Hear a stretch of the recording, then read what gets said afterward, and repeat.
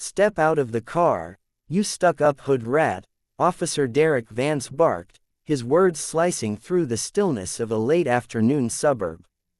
Elena Ramirez sat poised in her red sedan, hands visible, voice calm, too calm for the kind of woman he thought she was. In seconds, he dragged her out, slamming her against the hood before locking his arm around her throat. Neighbors watched in horror as she gasped for air, her vision dimming. Then, with the last of her strength, Elena tore open her jacket, revealing a Homeland Security badge that gleamed in the sun and ended his career. Before we go any further, comment where in the world you are watching from and make sure to subscribe because tomorrow's story is one you don't want to miss. The late afternoon sun cast long shadows across the quiet suburban street. Elena's sedan gleamed under the warm glow of porch lights and the fading sunlight. Its pristine condition a testament to her careful maintenance since David's death. The radio's soft melody faded as she clicked off the ignition, her peaceful mood shattered by the aggressive flash of red and blue lights behind her. Officer Vance's cruiser had appeared so suddenly in her rear-view mirror that she barely had time to process his presence before his lights came on. She'd chosen this spot carefully, well lit, security cameras visible, witnesses present, everything by the book, just as she'd been trained. "Exit the vehicle immediately," Vance's voice carried across the quiet neighborhood, sharp and hostile. Several residents looked up from their porches, their faces a mixture of concern and uncertainty.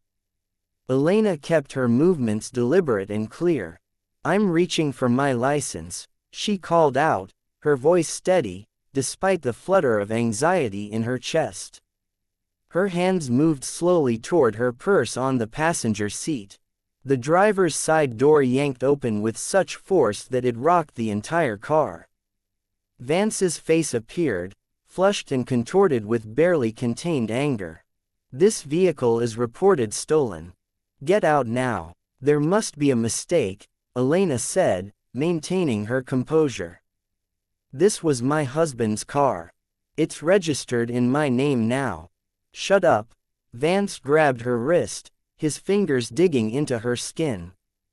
"I said out." Before she could fully comply, he yanked her from the seat. The momentum sent her stumbling, but he didn't let her regain her balance. Instead, he slammed her against the hood of her own car. The metal was still warm from the drive, pressing against her cheek as he twisted her arm behind her back. "Stop resisting," he shouted, though she hadn't moved a muscle. "I'm not resisting," Elena managed to say, her training warring with rising panic. "If you'll just let me show you my ID."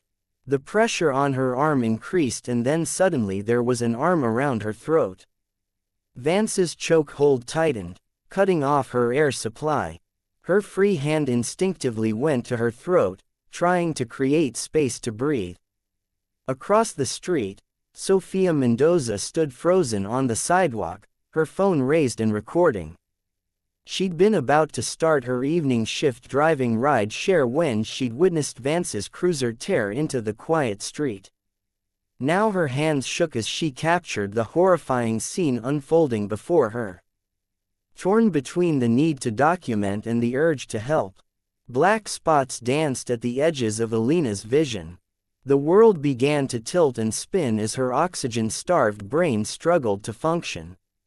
She could hear voices, distant shouts, the sound of another siren approaching, the scrape of shoes on pavement as bystanders shifted uncertainly. With the last of her strength, Elena forced words past her constricted throat. "My ID," she gasped. The edges of her vision were growing darker. Left pocket, Homeland Security. Vance's grip tightened further. His breath was hot against her ear as he snarled, "Nice try, lady." The siren grew louder, cutting through the humid evening air. Elena's legs began to buckle, her consciousness slipping away like water through cupped hands. Her last coherent thought was of her mother, Maria, waiting for her call to confirm she'd made it home safely. Sophia's phone captured it all. The way Alina's body went slack. The arrival of the second patrol car. The growing crowd of horrified onlookers. The evening sun caught the doorbell cameras on nearby houses, their red recording lights blinking steadily, bearing silent witness to what was unfolding below. The air was thick with tension and the lingering heat of the day. The sound of car doors opening and closing, of radios crackling with dispatcher traffic, of murmured conversations among the gathering crowd. It all mixed with the steady hum of distant lawnmowers and cicadas, the soundtrack of a summer evening gone wrong. Vance maintained his chokehold, seemingly deaf to the gasps and protests from the onlookers. His face was set in grim determination, jaw clenched as though this display of force was the most natural thing in the world. The badge on his chest caught the light as he shifted his stance, a bitter reminder of the authority he was abusing. The wail of approaching sirens pierced the humid evening air.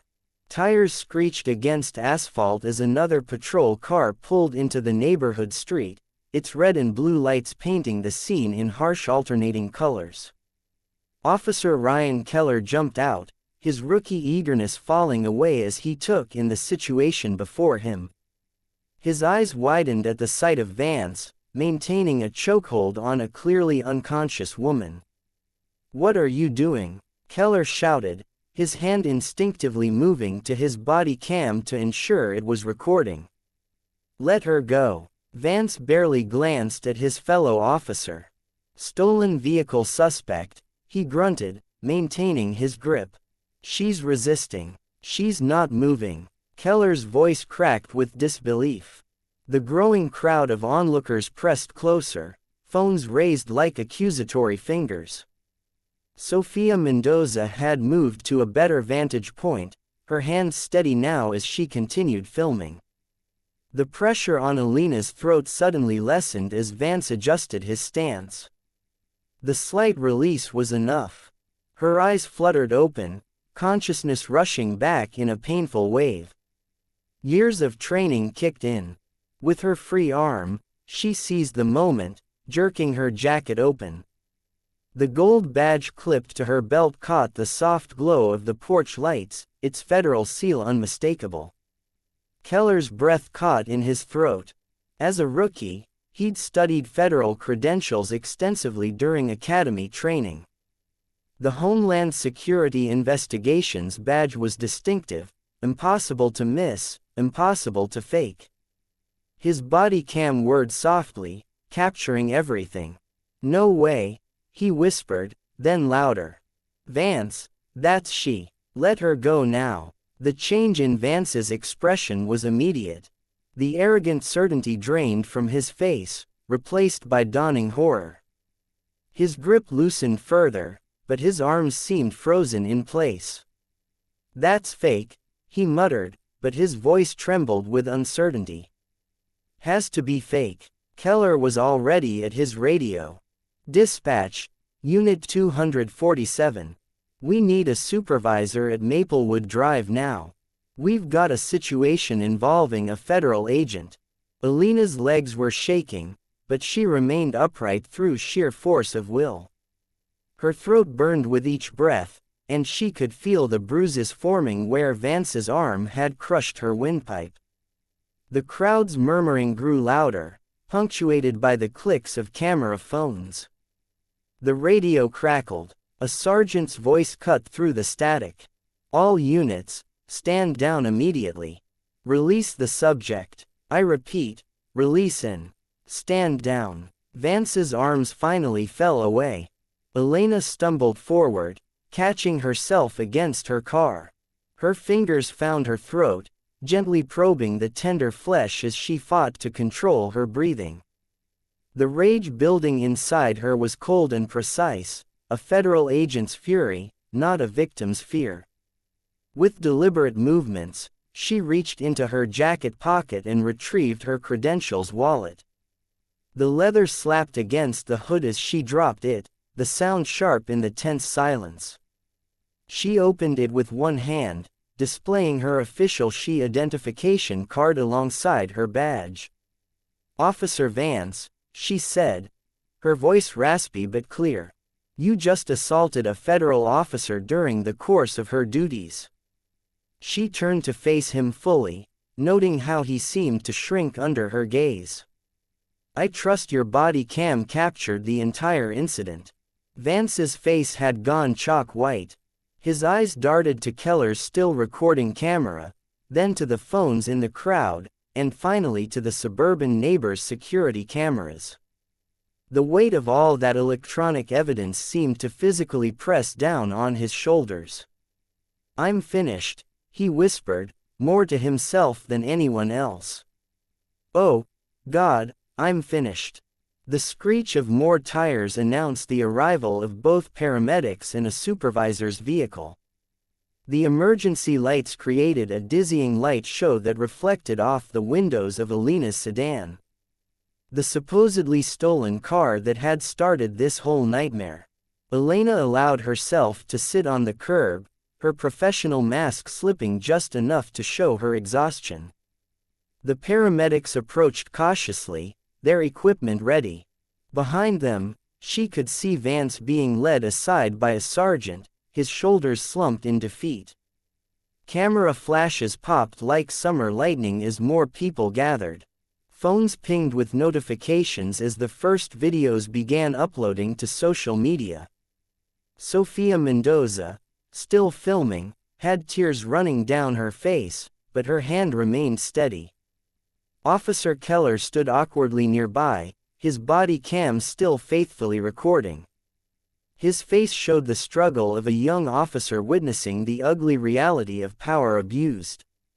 He kept glancing between Elena and Vance as if trying to understand how a routine traffic stop had spiraled into career suicide.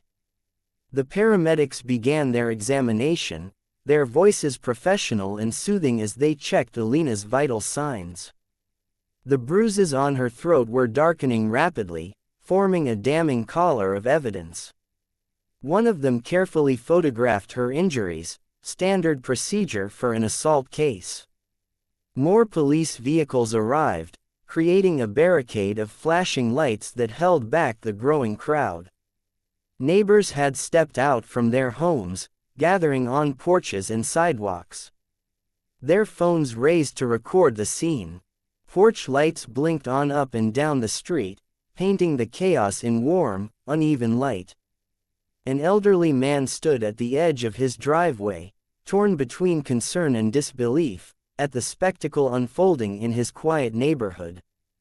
Dawn crept through the hospital room's thin curtains, casting pale strips of light across the sterile floor.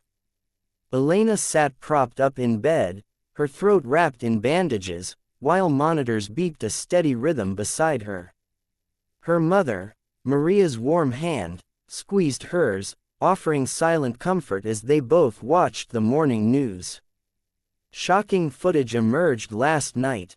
The anchor's voice filled the quiet room of what appears to be a police officer assaulting a federal agent during a routine traffic stop. The now viral video played again. Elena's body going limp in the chokehold. The flash of her badge. The officer's panicked reaction. Maria's grip tightened. "Baby, I can't watch this anymore." Her eyes were red and puffy from a night without sleep. "Every time they show it, I see my little girl being." She couldn't finish the sentence. "I'm okay, Mama," Elena rasped, her voice still rough. The doctor had warned the throat bruising would take weeks to heal completely. "I'm right here." A knock at the door interrupted them. Special Agent in Charge Victoria Kane entered, her usual commanding presence somewhat softened by concern. She carried a thick manila folder under one arm. "Agent Ramirez," Kane said, pulling up a chair. "How are you holding up?" "Ready to get back to work," Elena replied, trying to sit straighter despite her mother's protective hand on her shoulder. Kane's expression turned serious. That's what we need to discuss. The department's filing an official complaint, but this is going to be delicate. She placed the folder on the bedside table. My advice, stay low profile. Let the process work. Elena shook her head, wincing at the movement. With respect, ma'am, I want to press formal charges. That officer needs to face consequences. Elena. Kane leaned forward, lowering her voice. You know how these things can go. The union will close ranks. They'll dig for anything to discredit you. Then let them dig. Elena's voice may have been weak, but her eyes blazed. I've got 20 years of clean service and a chokehold on camera. I'm not backing down. Maria squeezed her daughter's hand again. You tell them, baby. Kane sat back, a hint of pride breaking through her professional mask. I'll have the paperwork started, but please be careful. This could get ugly. Another knock drew their attention. A young Latina woman stood hesitantly in the doorway. Sofia Mendoza, the ride-share driver who'd recorded everything. Her eyes were shadowed from lack of sleep, but she straightened her shoulders as she entered. I'm sorry to interrupt, Sofia said. I needed to make sure you were okay. She pulled out her phone with trembling hands. I saw everything. I got it all on video. Better quality than what's on TV. I couldn't just drive away. Not when he was hurting you like that. Elena gestured for Sofia to come closer. You did exactly right. Thank you for being brave enough to stay in record. I was so scared, Sofia admitted, but more scared of what would happen if nobody saw the truth. She glanced nervously at Kane. The police already called me 3 times asking for the video. I didn't answer. Smart girl.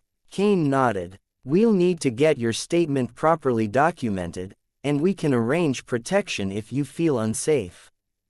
Sofia's relief was visible. Thank you. I just want to help make this right. After Sofia left, Elena insisted on meeting with an internal affairs liaison. Despite her mother's protests, she changed into fresh clothes that Maria had brought from home. The simple act of putting on her professional attire helped steel her resolve. The liaison's office was cramped and windowless, but Elena sat tall despite her injuries. I want all footage preserved, she stated firmly. Body cams, dash cams, doorbell cameras, and home security feeds. Everything, of course, Agent Ramirez, the liaison replied, typing rapidly. We're already collecting all available evidence. And I want confirmation that Officer Vance's previous complaint records are secured. No convenient misfilings. The typing paused. That might require additional authorization. Then get it, Elena said flatly, because this isn't going away. Hours later, exhausted but determined, Elena finally returned to her apartment. The space felt emptier than usual, heavy with silence after the day's chaos. Her throat throbbed as she swallowed her prescribed pain medication. Settling at her desk, she picked up her badge, running her fingers over the familiar weight and texture. He picked the wrong one this time, she whispered to the quiet room. Her computer hummed to life, its blue glow illuminating her face as she began downloading police data reports. The familiar process of gathering digital evidence centered her, gave her purpose beyond the pain and anger. Maria had offered to stay the night, but Elena needed this time alone. She needed to remember who she was. Not a victim, but an investigator. Someone who knew how to follow evidence trails and expose truth. Her fingers moved steadily across the keyboard. Each keystroke a quiet act of defiance against those who thought they could abuse power without consequence. Elena's apartment was quiet, except for the gentle hum of her coffee maker and the low murmur of the morning news. Sunlight streamed through her kitchen windows, casting warm patches on the granite countertop where she'd spread out her breakfast and laptop. Her throat still ached when she swallowed. The bruises now a mottled purple-yellow beneath her silk scarf. The local news anchor's voice cut through her thoughts. 2 days after the controversial traffic stop involving a federal agent, body cam footage from Officer Vance's patrol remains unavailable due to what police describe as a technical upload failure. Coffee sloshed over the rim of her mug as Elena set it down too hard. Her eyes narrowed at the screen where the anchor continued speaking over B-roll footage of police headquarters. According to department spokesperson Lieutenant Morris, the footage was lost during routine end-of-shift upload procedures. IT staff cite server timeout issues as the cause. "Timeout issues my foot," Elena muttered, pushing aside her half-eaten toast. She opened her secure laptop, fingers flying across the keyboard as she accessed her old federal compliance records. 2 years ago, she'd spent 3 months auditing the department's digital evidence systems. She knew exactly how their upload protocols worked. The department used standard Blueline software for managing body cam data. It had triple redundancy and automatic backup protocols. Even if the main server crashed, footage would cache locally on the camera until upload was confirmed. A total loss of data would require multiple simultaneous failures or deliberate tampering. Elena pulled up the public metadata logs which tracked upload timestamps for all officer cameras. She created a quick script to analyze the pattern, watching as data points populated her screen. There, a 7-minute window where multiple uploads had failed simultaneously. Not just Vance's camera, but his partner's, too, and 2 nearby units. Her heart began to race. She recognized this pattern. She'd written about it in her white paper on digital evidence vulnerabilities. The timeout cascade exploit could wipe specific time ranges if you knew the system's refresh cycles. It was precise, surgical, and definitely not accidental. Elena reached for her phone, scrolling through contacts until she found Alex Chen's number. She'd met him during the compliance audit when he was handling back-end maintenance for the city's IT department. He'd struck her as honest, if a bit nervous, around authority figures. The phone rang 4 times before he picked up. "Elena," his voice was hushed. "I saw what happened. Are you okay?" "I'm fine, Alex. I need to ask you about some upload logs from Tuesday night." She kept her tone casual, professional. "There's a pattern I'm seeing that doesn't make sense." Silence stretched across the line. She could hear him breathing, probably weighing his options. "Alex, look," he finally said, "I shouldn't be talking about this. They've got us under strict orders not to discuss any technical details related to the incident." "Who's they?" Another pause. "Department leadership, union reps, they've been crawling all over it since it happened." Elena pulled up the timestamp. Data on her screen. The 7-minute gap. That was manually triggered, wasn't it? His sharp intake of breath confirmed it. "How did you know?" "Because I wrote the paper that flagged this exact vulnerability. Someone used the timeout exploit to scrub those files." She softened her voice. "I'm not asking you to confess anything, Alex. I just need to know if I'm right." She heard him moving, probably checking if anyone was within earshot. "Yeah," he whispered. "Some of those timestamps were manually overridden. That's all I can say." "That's enough. Thank you, Alex." "Elena," his voice cracked slightly. "Be careful, okay? This goes deeper than just Vance." After hanging up, Elena stared at her screen for several long moments. The evidence was clear. Someone with high-level system access had deliberately erased crucial footage. This wasn't a glitch or a server failure. This was coordinated obstruction. She opened her encrypted email client and began composing a message to sack Kane. Her fingers trembled slightly as she typed, but her words were precise and clinical. This wasn't a malfunction. It was a cover-up. Attached metadata analysis showing coordinated deletion of evidence using known exploit requesting immediate preservation order for all system logs. As she hit send, movement caught her eye. She rose from her chair, walking to the window. A familiar police cruiser was parked across the street, the same one that had pulled her over. Her jaw tightened as she recognized its number. Unit 47, Vance's regular patrol car. Through the reflection in her window, Elena could see her own face. Calm, determined, unafraid. They were trying to intimidate her, but they'd made a crucial mistake.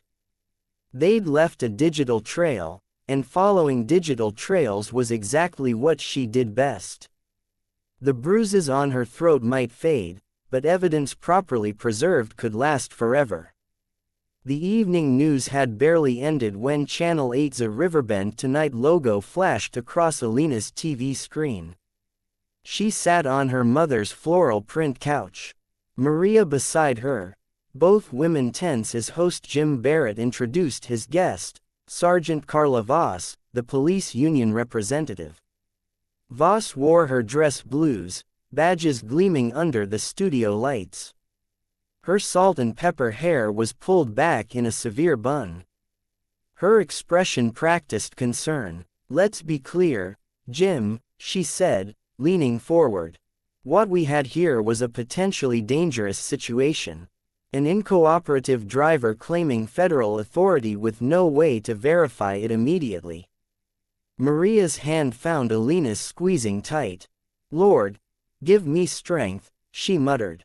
"That woman waved a fake badge to resist arrest," Voss continued, her voice dripping with manufactured certainty.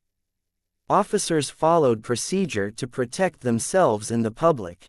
Until we complete our investigation, any rush to judgment is irresponsible." A fake badge, Elena's voice cracked with disbelief. Her phone buzzed, the first of what would become a flood of notifications. Barrett, to his credit, pushed back. "But Sergeant, we have video showing." "Partial video," Voss cut in. "Edited clips don't tell the whole story. Officer Vance is a decorated veteran with an exemplary record. He deserves due process." Elena's phone kept vibrating. Messages poured in through social media, most from unfamiliar accounts with American flag avatars and thin blue line symbols in their bios. "Bet that badge came from a costume shop. Another anti-police agitator playing victim. Should have complied if you didn't want trouble." Maria watched her daughter's face darken. "Don't let them get to you, baby. That's what they want." "I know, Mama." Elena muted her phone but couldn't look away from the screen where Voss was still talking. "Our officers face split-second decisions every day. Monday morning, quarterbacking from people who've never worn the badge." Elena stood abruptly. "I need some air." She walked to her mother's small back porch, breathing in the humid night air. The bruises on her neck throbbed with her pulse. The next morning brought no relief. DA Ethan Harlow, whom Elena had met at several interagency briefings, released a statement that made her blood boil. "While the district attorney's office takes all allegations of misconduct seriously, we urge restraint until all facts are known. A thorough review process ensures justice is served appropriately. We ask the public to remain patient as we examine every aspect of this complex situation." Elena recognized the political dance. Harlow was up for re-election in November. She pulled up campaign finance records on her laptop and there it was. Substantial donations from various LLCs tied to Victor Lang, whose towing company held exclusive contracts for police impounds across 3 districts. Her research was interrupted by her phone ringing. Sophia's name flashed on the screen. "Hello, Elena." Sophia's voice was shaking. A man came to my house asking about the video." Elena sat up straight. "When?" "Just now. He said he was a private investigator."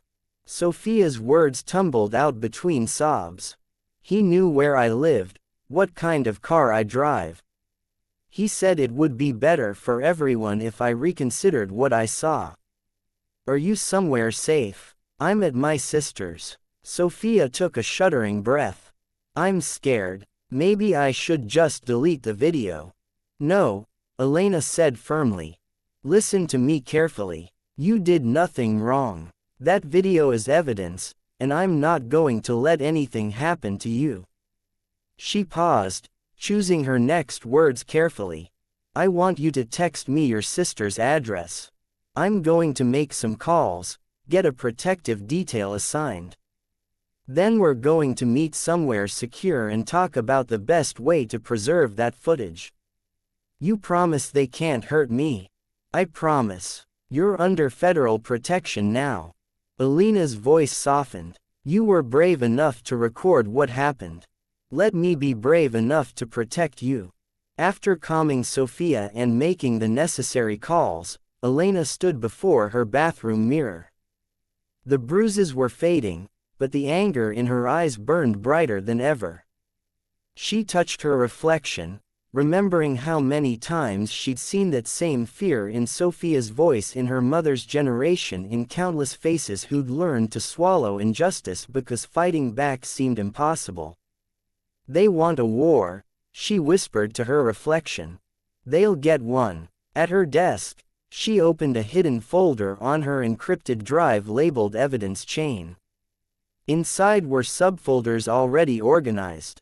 Body cam metadata, witness statements, financial records, historical complaints, the framework for justice, waiting to be filled. The early morning sun hadn't yet touched the windows of the Homeland Security satellite office when Elena swiped her key card. The night guard, Earl, glanced up from his crossword puzzle. "Agent Ramirez, thought you were on leave. Just need to check something, Earl." Elena managed to smile, touching her still tender neck. "Won't be long. Between us, what they did to you ain't right." Earl's weathered face creased with concern. "Take care of yourself, you hear?" The office was empty. Fluorescent lights clicking on automatically as she made her way to her desk. Her computer hummed to life, the familiar blue glow washing over her face. She logged in, fingers flying across the keyboard. The evidence preservation order had to be perfect. No loopholes, no wiggle room. She'd seen too many cases crumble because crucial data vanished into routine system maintenance or standard retention policies. 2. Internal Affairs Division, Riverbend Police Department, CC, Federal Consent Decree. Monitoring Team. Subject: Immediate Evidence Preservation Notice Case Gerard Rarb 2223-0719. Elena's jaw tightened as she typed. Every word mattered. Pursuant to ongoing federal investigation and consent decree oversight protocols, this notice demands immediate preservation of all digital and physical evidence related to the July 19 traffic stop involving Officer Derek Vance. She listed everything: dash cam footage, body cam data, radio transmissions, dispatch logs, plate reader records, database queries, shift reports. But the key was in the technical details. The exact timestamps, server addresses, and backup protocols she knew they couldn't dodge, including all metadata, access logs, and system modification records for the 48 hours preceding and following the incident. Her phone buzzed, a text from Alex at Mickey's Diner, "Booth in back, bring laptop." Elena hit send on the preservation order, then gathered her things. The diner was 3 blocks away. A worn-down place with cracked vinyl seats and coffee that could strip paint, perfect for quiet conversations. Alex Chen hunched over a coffee cup, his IT contractor badge still hanging from his neck. His fingers drummed nervously on the tabletop as Elena slid into the booth. "Anyone follow you?" he asked, voice low. "No." Elena ordered coffee from a passing waitress. "What did you find?" Alex pulled out a flash drive, sliding it across the sticky table. "It's worse than I thought. These aren't random glitches in the system." Elena plugged the drive into her laptop, eyes scanning the data scrolling across her screen. Server logs, access records, timestamp modifications, all color-coded and annotated in Alex's precise style. "See those patterns?" He pointed to clusters of database changes every night, usually between 2 and 4 a.m. They call them maintenance windows. But look at what's actually happening. Elena's breath caught. The logs showed systematic alterations to vehicle records, stolen car flags appearing and disappearing, registration status changes, warrant alerts. "They're gaming the system," she whispered, "creating probable cause out of thin air. Been going on for months." Alex's voice shook slightly. "Your plate getting flagged as stolen. That wasn't random. Someone put that in deliberately, probably minutes before Vance ran your tags." Elena's coffee arrived, but she barely noticed. Her mind was racing through implications. Who has access to make these changes? That's the thing. Alex glanced around nervously. It's not coming from police terminals. Someone's using admin credentials from the city's IT infrastructure. High-level access. Can you trace it? Working on it, but he hesitated. My cousin Lisa, she's a good cop, tries to do right. She says Vance is not the only one. There's a whole group of officers who know exactly when to run certain plates, which streets to patrol during these maintenance windows. Elena's fingers flew across the keyboard, cross-referencing timestamps with patrol patterns. Look at this. Vance's stops spiked dramatically right after these database changes. Always near Lang's tow yards, Alex finished. Yeah, I noticed that, too. The laptop screen reflected in Elena's eyes as she copied the files, encrypted them, backed them up to secure servers. This is big, Alex. This could blow open. A sharp electronic wail cut through the diner's morning quiet. Elena's car alarm. They both jumped. Through the window, they could see two men in hoodies running from her car. The red sedan's tires were slashed, all four flat against the pavement. Elena stood slowly, her coffee untouched. Her hands were steady as she packed up her laptop, but her voice was ice. "They're watching me now. You need to be careful," Alex warned, looking pale. "These people, they've got reach. Let them watch," Elena replied, sliding out of the booth.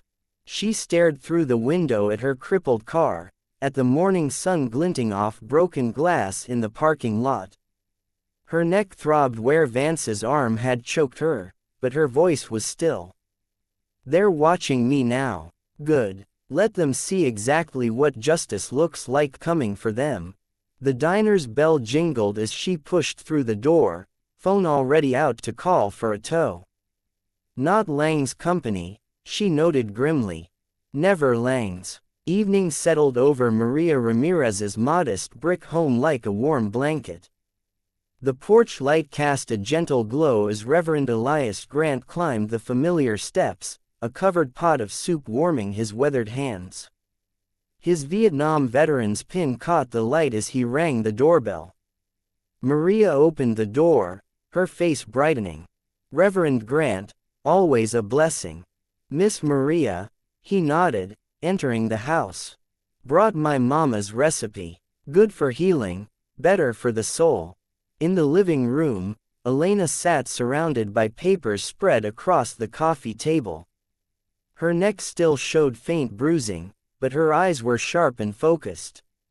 "Agent Ramirez, Reverend Grant set the soup down. How you holding up? Better now that we're making progress. Elena gestured to the papers. Though someone slashed my tires this morning. Lord have mercy. Maria shook her head, heading to the kitchen for bowls. They're scared, Grant said, lowering himself into an armchair. Means you're on to something. Elena showed him the data printouts. Look at these patterns. Every time a car gets flagged as stolen in their system, it's the same story. Black driver, clean record, regular route. Grant adjusted his glasses, studying the pages. Reminds me of something. Back in 92, maybe 93, we had a wave of these stops. Deacon Harris' daughter got pulled over 3 times in 1 month. Each time they said her car was stolen, cost her nearly $1,000 in towing fees. Lang's company? Elena asked, leaning forward. Always Lang. Man wasn't as powerful then, but he was building. Every stolen car ended up in his yard. Grant's voice carried decades of witnessed injustice. Folk had to choose between paying his fees or losing their vehicles. Maria returned with steaming bowls of soup. That reminds me. She disappeared down the hallway, returning with a worn leather binder. I kept notes from every PTA meeting. Parents would come crying. Couldn't pick up their kids because their cars got towed. Elena took the binder carefully. Inside, her mother's neat handwriting documented years of community pain. March 15, 1994. Mrs. Thompson's car towed from church lot. Police claimed stolen. $375 fee. April 22, 1994. Sanchez twins late to school. Family car impounded. Mother walking 3 miles to work. Look at the addresses. Grant pointed. All these tows, they cluster around the same patrol zones, same spots Vance works today. Elena grabbed her laptop, pulling up the database logs Alex had given her. The technology is different now, but the scheme's the same. They're just using computers instead of paper records. She typed rapidly, cross-referencing dates. Every fake stolen flag creates probable cause for a stop. The stop leads to towing. Towing means fees. Fees mean profit. And Lang's companies have exclusive contracts with the city. Grant added. Been that way 20 years now. Maria spread more papers across the table. Here, PTA minutes from when they tried to challenge the towing rates. City Council shut it down fast. Because Lang spreads money around, Elena muttered. Campaign donations, consulting fees. He's got the DA's office, half the council. The machine feeds itself, Grant nodded. Police get their arrest stats. Lang gets his fees. Politicians get their donations. Meanwhile, our people pay and pay. Elena pulled up another spreadsheet. Look at these numbers. Just in the past 5 years, Lang's companies have made over $12 million from police-ordered tows. And that's just what's reported. Jesus wept. Maria whispered. And Vance is one of their top producers, Elena continued. His stops lead to more tows than any other officer. Now we know why. He's working from a rigged database. She stood, pacing the room. They target people they think can't fight back. Single parents, elderly folks, people working 2 jobs. Can't miss work to fight it in court. Can't afford lawyers. Can't prove the system's rigged against them. Grant finished. Until now, Maria touched a page in her binder. All these years I thought I was just keeping notes. Didn't know I was gathering evidence. Community memory is evidence, Grant said firmly. Our people remember every injustice, every dollar squeezed out, every dignity denied. Now we've got the receipts to prove it. Elena stared at the wall of documentation they'd built. Her mother's binders, Grant's testimony, Alex's data logs, her own investigation notes. Decades of systematic predation laid bare. They built an empire off fear, she said quietly, hands clenched. Reverend Grant leaned forward in his chair, his voice carrying the weight of long-fought battles. Then you burn it down with truth. The soup grew cold as they worked late into the night, matching dates, connecting patterns, building their case. Outside, crickets chirped in the darkness and a patrol car rolled past slowly, its spotlight sweeping across the house's windows. But inside, 3 generations of resistance gathered evidence by lamplight, preparing for justice. 2 days after their evidence-gathering session at Maria's house, Elena walked along the winding path of Riverside Park. The late afternoon sun sparkled off the water and joggers passed by in their own worlds of music and momentum. She chose a bench partially hidden by drooping willows, checking her phone again. Alex had texted the location an hour ago. Meet my cousin. Southbound Willow Bench 400 p.m. She's taking a huge risk. Right on time, Alex appeared, hands stuffed in his pockets. Behind him walked a woman in civilian clothes. But Elena recognized the distinct posture of a police officer, alert, scanning, weight balanced for quick movement.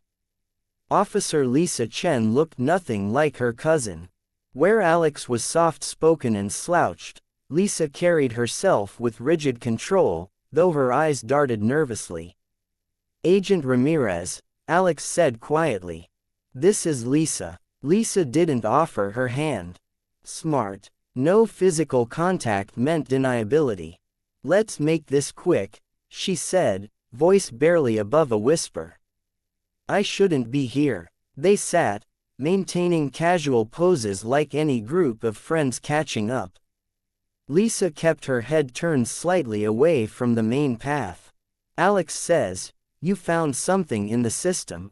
Elena prompted. Lisa's fingers twitched. Internal audit files. They're supposed to track which officers input vehicle flags for stolen checks. Most cops might flag 1 or 2 cars a month for legitimate reasons. And vans 20 to 30 flags per week. Lisa's jaw tightened. Always in certain neighborhoods, always targeting specific demographics. Elena absorbed this, keeping her face neutral. That's quite a pattern. It gets worse. Lisa glanced around before continuing. The flags always happen right before his shifts, like he's setting up his own probable cause before he even starts patrol.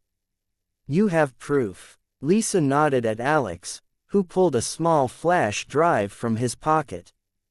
Everything's here. Timestamps, officer IDs, geographic clusters. Lisa got me temporary access to the internal server. If they trace this back to me, Lisa's voice cracked slightly. They won't, Elena assured her. I know how to protect sources. Why come forward, now? Lisa's professional mask slipped, showing raw anger underneath. Because it's wrong. Because I joined to help people. Not to help some corrupt towing magnate steal from struggling families. Because she cut herself off, composing herself. Because Vance is not the only one. There's a whole network of officers working this scheme. But you can't testify, Elena stated. It wasn't a question. They'll bury me, Lisa confirmed. I've seen what happens to cops who break ranks. Transfer to the worst beats. Partner with known hotheads. Evidence goes missing when you need backup. Eventually they force you out or worse. A child's laugh carried across the park. A family fed ducks by the river's edge. The normality felt surreal against their tense conversation. I understand, Elena said. Your anonymity is guaranteed. This helps more than you know. Suddenly, gravel crunched behind them. A black SUV with tinted windows had pulled up to the park's service road, way too fast for the posted limit. 2 men in plain clothes burst out, moving with practiced coordination. "Federal agent," Elena shouted, standing. "Stay back." They ignored her warning. The first man lunged for her bag while the second tried to pin her arms. Big mistake. Elena's Homeland Security combat training kicked in automatically. She drove her keys into the first attacker's wrist, feeling bones crack. He screamed, stumbling back. The second man got an elbow to his solar plexus, doubling him over. Elena followed with a knee to his face. Lisa had already pushed Alex behind her, weapon half drawn. But the attackers weren't waiting around. They scrambled back to their SUV, leaving drops of blood on the gravel. The vehicle peeled out, no plates visible. The whole attack had lasted maybe 15 seconds. Elena straightened her jacket, checking that the flash drive was still secure in her pocket. A small cut on her lip dripped blood, and her knuckles would bruise, but she felt oddly calm. Lisa stared at her, clearly reassessing the composed federal agent who'd just efficiently destroyed 2 attackers. "That wasn't random," Elena said, dabbing her lip with a tissue. "They wanted the drive." She held up the small device, still clenched in her hand. "How are you so calm right now?" Lisa asked. "Because this proves we're right." Elena pocketed the drive. "They wouldn't send professionals if we weren't on to something big." "I should report this," Lisa said, but her tone was uncertain. "No," Elena said firmly. "You were never here. This meeting never happened. Go back to work. Keep your head down. I'll handle it from here." Lisa nodded slowly, holstering her weapon. "Be careful. They're not playing around anymore." "Neither am I." Elena gathered her bag, checking for any dropped papers. Alex looked pale but determined. "I'll walk you to your car." "Different directions," Elena corrected. "We leave separately." Normal routines. They parted ways, blending into the regular park crowd. The family was still feeding ducks, oblivious to the violence that had erupted and dissipated mere yards away. Elena touched her split lip again, the pain focusing her thoughts. The flash drive felt heavy in her pocket, weighted with secrets that someone had just proven were worth attacking a federal agent to protect. The federal building's air conditioning hummed aggressively, chilling the stark conference room where Elena sat with her evidence spread across the table. Morning light filtered through Venetian blinds, casting stripes across her organized stacks of papers and laptop. Special Agent in Charge Victoria Kane stood by the window, arms crossed, while 3 city oversight monitors settled into their chairs. Their suits looked expensive, their expressions carefully neutral. "Thank you for meeting on short notice," Elena began, her voice steady despite her split lip still stinging from yesterday's attack. She opened her laptop, connected it to the projector. "I've uncovered evidence of systematic abuse in the police department's vehicle flagging system." The head monitor, Robert Hayes, adjusted his glasses. "Agent Ramirez, we understand you've had a difficult experience." "This isn't about my experience." Elena pulled up the timestamp data. "Look at these patterns. Every flag entered by Officer Vance was input during specific maintenance windows. Windows that match a known database exploit." She clicked through screens of code and timestamps. "The exploit creates a brief period where changes aren't properly logged. I documented this vulnerability 2 years ago during a federal audit." The second monitor, Emily Ford, tapped her pen. "That's circumstantial. Then explain this." Elena switched to a map showing clusters of stops. Every flagged vehicle was stopped within these 3 sectors, all impounded by the same company, all requiring substantial fees to retrieve. Kane moved closer, studying the pattern. "That's rather precise targeting. And here's the proof it's deliberate." Elena played an animation showing flag entries synchronized with patrol schedules. Officers input false flags right before their shifts, creating their own probable cause for stops. "Do you have witness statements?" Hayes asked. "I have something better." Elena opened the audit logs Lisa had provided. Internal records showing which officers accessed the system during these windows, plus video evidence of one such stop. Mine. Ford leaned forward. "The chokehold incident. The attempted cover-up," Elena corrected. "They tried to erase body cam footage using the same exploit. But I have independent video from a witness. The third monitor had been silent until now." "This is concerning," he admitted. "But we have protocols." "I know the protocols," Elena interrupted. "I also know criminals destroy evidence when given time." Hayes cleared his throat. "We appreciate your thoroughness, Agent Ramirez. We'll review your file thoroughly in about 2 weeks." 2 weeks. Elena's palm hit the table. "That's exactly how long it takes to erase everything. They're already trying to silence witnesses. Yesterday, 2 men attacked me for this evidence." Kane's head snapped up. "You didn't report an assault because I handled it, but they're escalating. The longer we wait, the more they'll bury." Ford spread her hands. "We have a significant backlog. Dozens of cases. How many of those cases show a direct connection between police corruption and systematic theft from minority communities?" Elena's voice was razor sharp. "How many have both data forensics and video evidence? How many involve federal agents being attacked to suppress evidence?" The monitors exchanged glances. Hayes sighed. "We understand your frustration." "No, you don't." Elena stood, gathering her files. "But you will understand my next steps if you choose inaction oversight." "Is that a threat, Agent Ramirez?" Ford asked stiffly. "It's a promise of transparency." Elena packed her laptop. "I respect this process, but I won't let it become a tool for obstruction." Kane walked her to the elevator.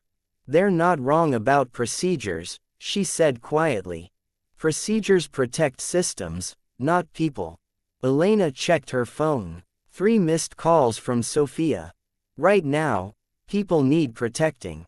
The drive home took twice as long as usual. Elena spotted the unmarked sedan 3 cars back, matching her every turn. Dark windows, government plates. She took a deliberate series of random turns confirming the tale. Her phone rang. Sophia's voice trembled. "Elena, there are people asking questions about me. They talked to my landlord, my neighbors. They know I recorded the video. Are you safe right now?" "Where are you?" "At my sister's house. But they found my work address, too." "Stay there. I'm sending someone to take your statement." Elena hung up, dialing Kane. No answer. At home, Elena locked her door and powered up her secure computer. She inserted one of several identical flash drives, beginning the encryption process for Sophia's video. The footage copied across multiple drives, each with different encryption keys. Her phone buzzed with texts from Lisa. "They're pulling my shifts. Reassigned to records." Another from Alex. "System access revoked. Looking for new job." The encryption program hummed as it worked. Elena touched her split lip again, feeling the sting of yesterday's attack. They thought fear would silence everyone. They thought procedures and delays would bury the truth. She labeled each drive carefully, preparing secure upload protocols. Let them try to erase this. Let them try to bury it in bureaucracy. Some truths refused to stay hidden. The unmarked car still sat outside her building as darkness fell. Elena didn't bother closing her curtains. Let them watch. Let them wonder what she was preparing. She wrote the final encryption key in her notebook, triple-checking each character.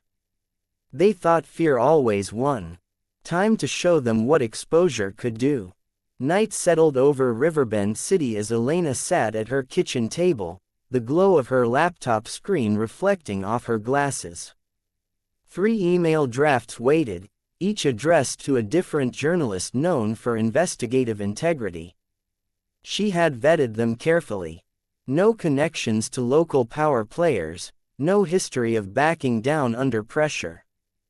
Her encrypted file contained everything. Sophia's high-resolution video, timestamp analyses, audit logs, patrol patterns, impound records, and a detailed timeline connecting all the players. She had scrubbed the metadata, routed through secure servers, made the trail impossible to trace back to her. Send, she whispered, clicking 3 times. The emails disappeared into cyberspace.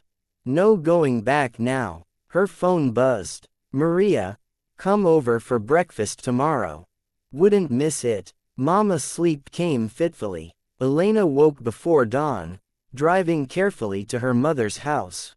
As she pulled up, her phone exploded with notifications. The story had broken. Channel 4's morning show played the footage in devastating clarity. The anchor's voice was tight with controlled anger. Warning: these images are disturbing.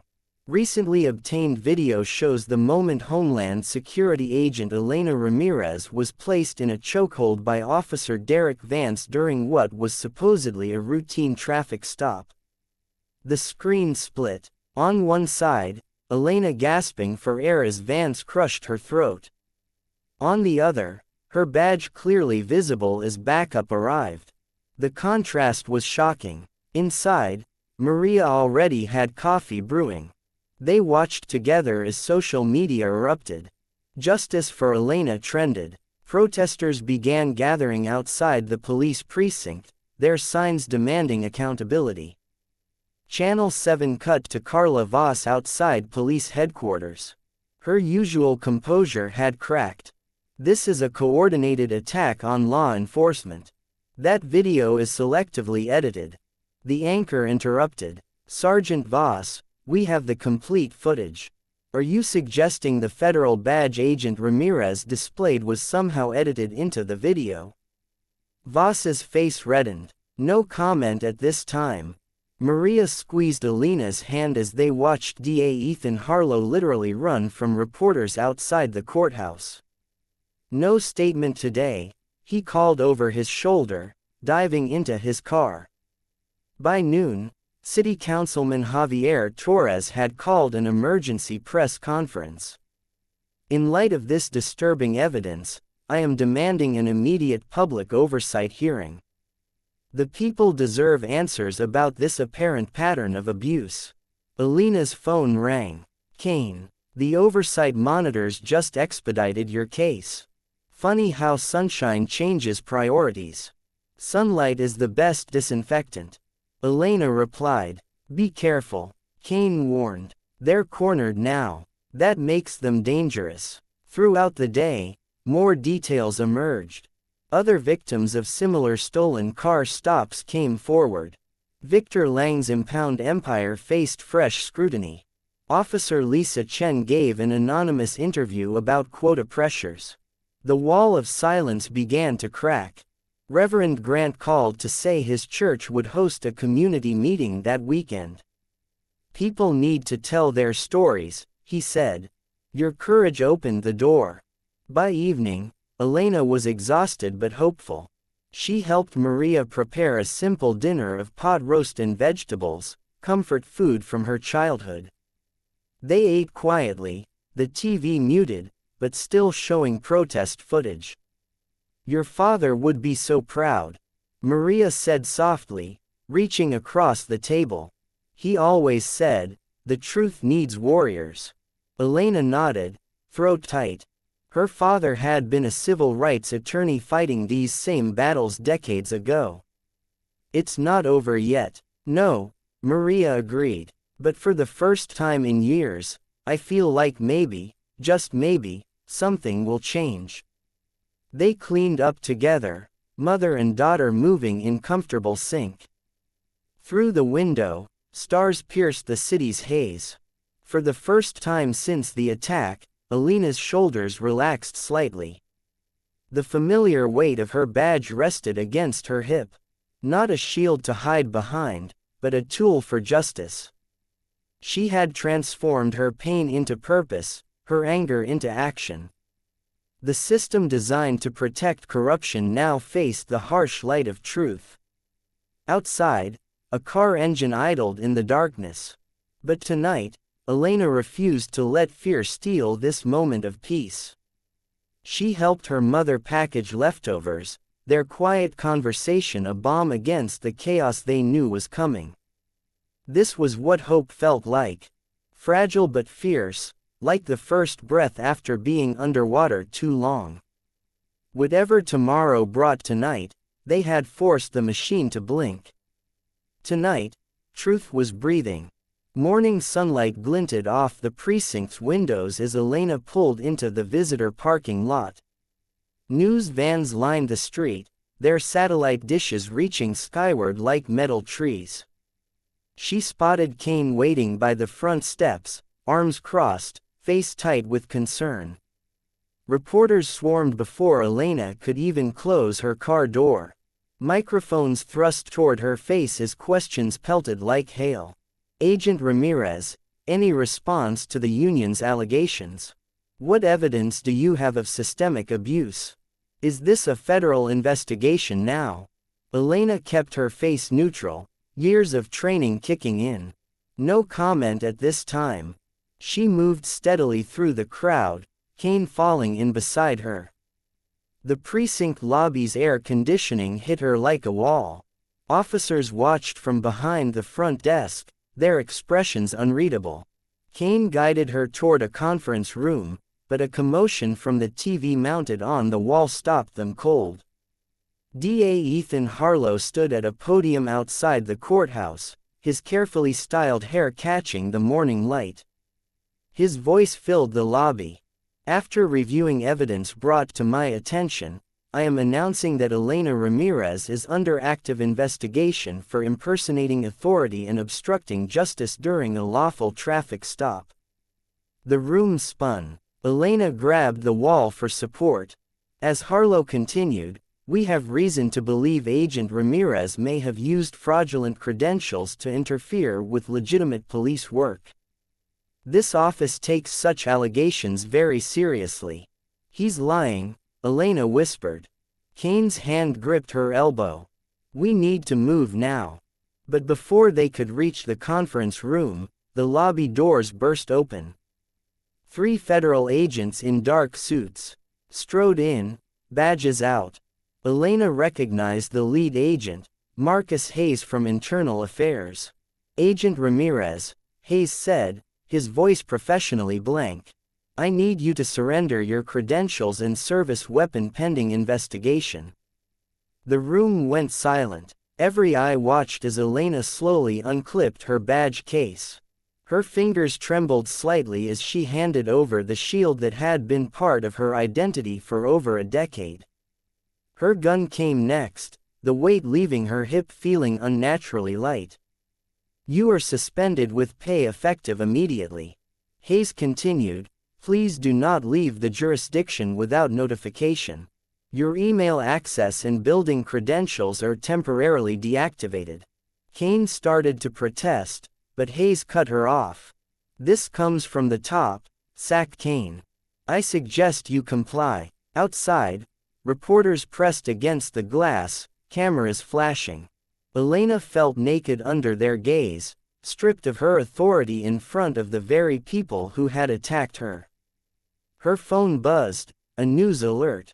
Across town, police were executing a search warrant at Alex Chen's home, citing unauthorized access of government systems and data theft.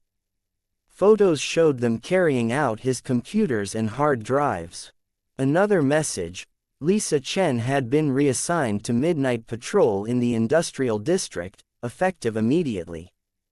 Her precinct locker had already been emptied. Elena's hands shook as she tried to pull up Sophia's video. Error messages filled the screen. Every upload, every link gone, removed for copyright violation. They're erasing everything, she said. Kane walked her to her car, keeping her body between Elena and the cameras. Go home. Don't talk to anyone. Let me work my channels. The drive home passed in a blur. Elena's apartment felt foreign, too quiet, too dark.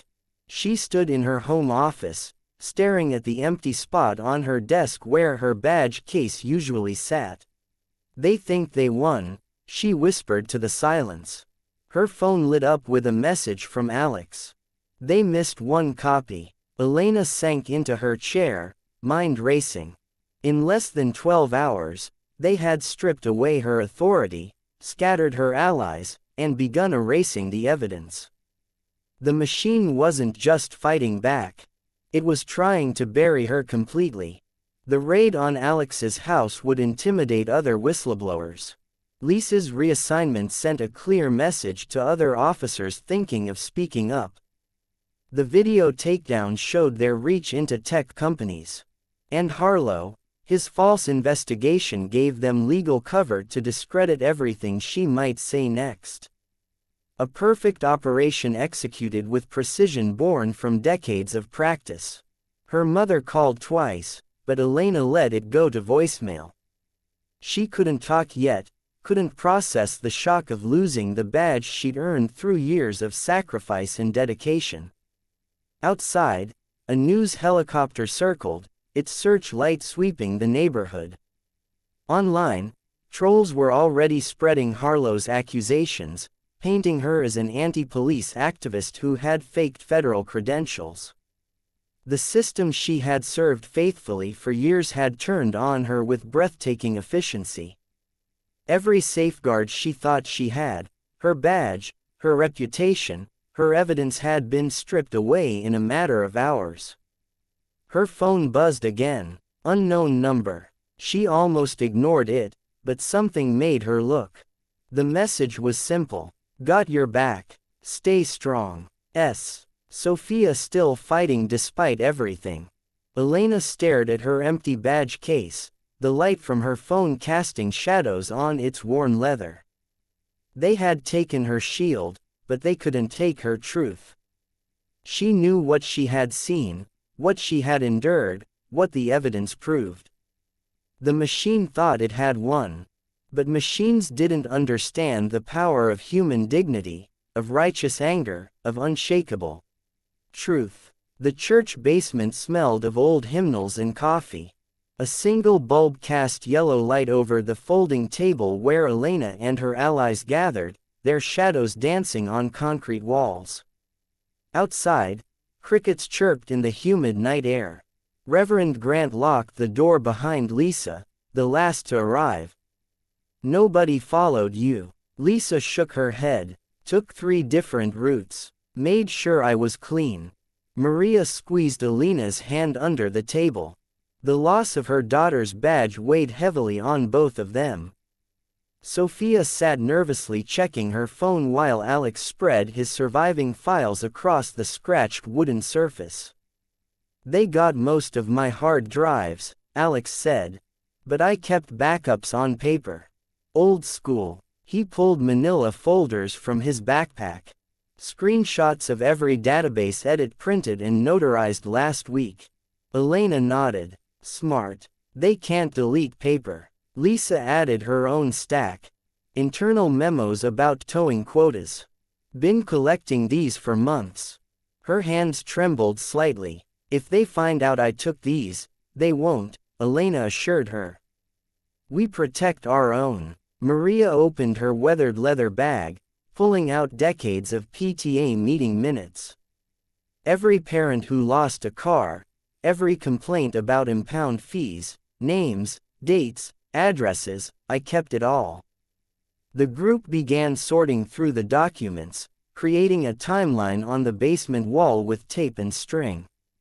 Patterns emerged in the yellow light. Certain officers' names appeared repeatedly. Specific neighborhoods targeted. The same towing company always involved. Look at this, Reverend Grant said, pointing to a yellowed newspaper clipping. 1989 Officer Samuel Lang promoted to captain. He tapped another article. 1990, Lang marries Patricia Vance. Vance. Alina's head snapped up. Like Officer Derek Vance. His uncle Grant confirmed that same year, Victor Lang, Samuel's brother, got his first city towing contract. The family's been feeding off this community ever since. Sophia spread out her phone records. I've got timestamps proving where your car was when Vance claimed it was stolen, plus screenshots of every social media post they tried to delete. Lisa studied the wall of evidence. The deeper you dig, the dirtier it gets. Last month alone, Vance's squad impounded 63 vehicles. 58 went to Lang's lots, and the owners had to pay thousands to get them back, Maria added. Some never could. Lost their jobs, couldn't drive their kids to school. Elena stood, tracing the connections with her finger. Vance creates false alerts. Lang tows the cars. The captain, his uncle by marriage, buries complaints. And Harlow, she pulled up campaign finance records on her phone. Look, Harlow's biggest donor last quarter, River City Small Business Alliance. Guess who sits on their board? Victor Lang. Alex finished. They built a perfect machine, Elena said. Police, politics, profits, all connected. That's why they hit back so hard when I threatened it. Reverend Grant's deep voice cut through the tension. Machines only work in the dark, child. Bring them into God's light. They fall apart. The court system's rigged, Lisa said. Internal affairs is compromised. Even the federal monitors are dragging their feet. Then we don't fight this in court, Elena said, her voice hardening with resolve. We fight it in daylight. She began sorting documents into piles. Alex, digitize everything. Multiple copies, different servers. Lisa, we need those audit logs officially notarized. Sophia, get your video to every news outlet, not just local ones. I'll speak to the congregation. Reverend Grant said, time people knew the true cost of law and order in this town. Maria studied her daughter's face. What's your plan? We build a case so strong, so public, they can't bury it. Elena's fingers traced her empty badge clip. Every victim, every dollar, every connection, all of it exposed. Let the community see exactly who's been robbing them. They worked through the night, scanning, copying, organizing. The wall of evidence grew until it covered half the basement. Years of systematic theft and corruption laid bare under the harsh light.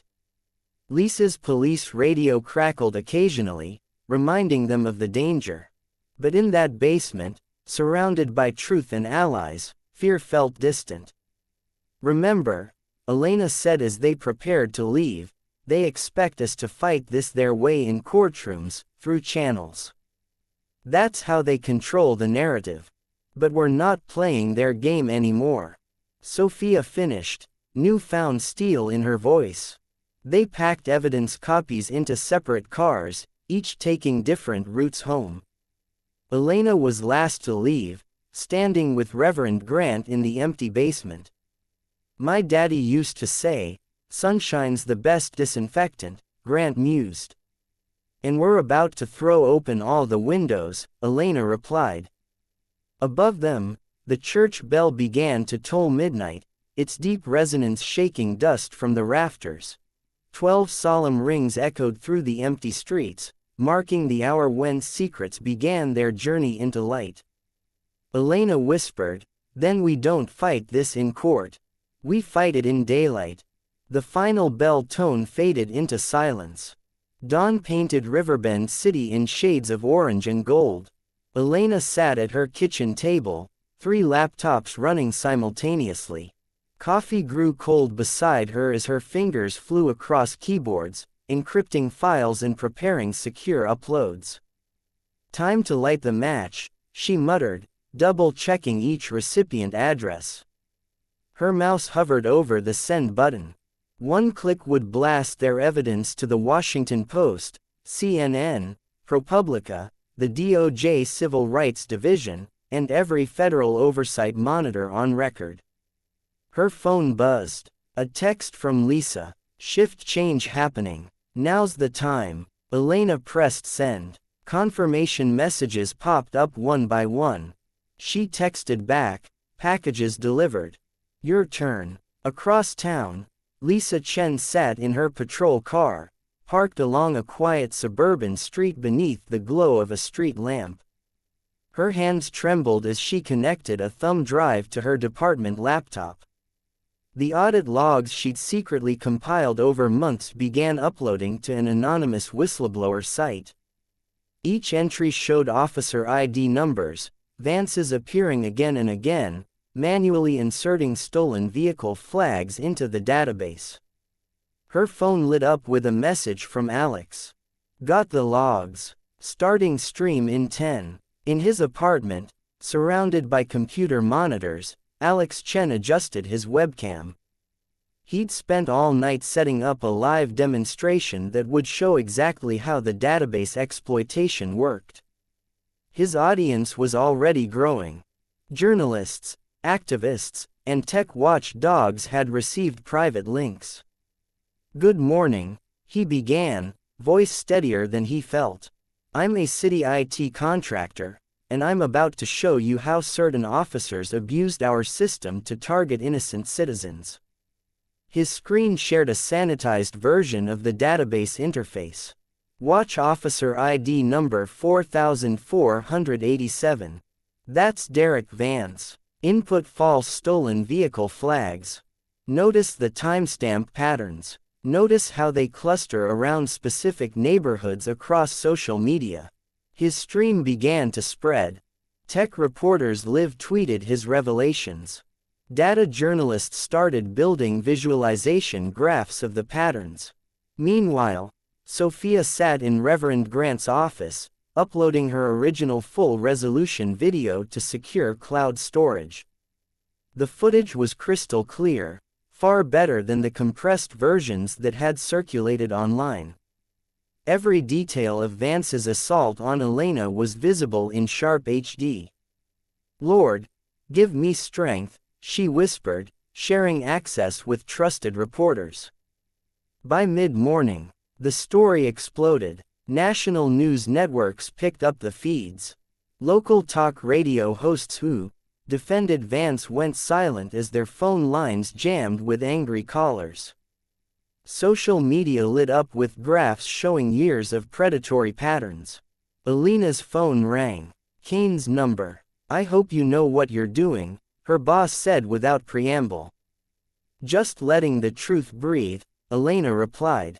The deputy director saw the Washington Post story. He's interested. Good. Tell him to keep watching. Sergeant Carla Voss appeared on the morning shows trying to maintain control. Her usual confident smile looked strained. This is clearly a coordinated attack by federal officials who don't understand local policing, she insisted. These so-called patterns are just good officers doing proactive work in high-crime areas. But the hosts pushed back now. Armed with data, they showed her the audit logs, the financial connections, the video evidence. Her responses grew defensive.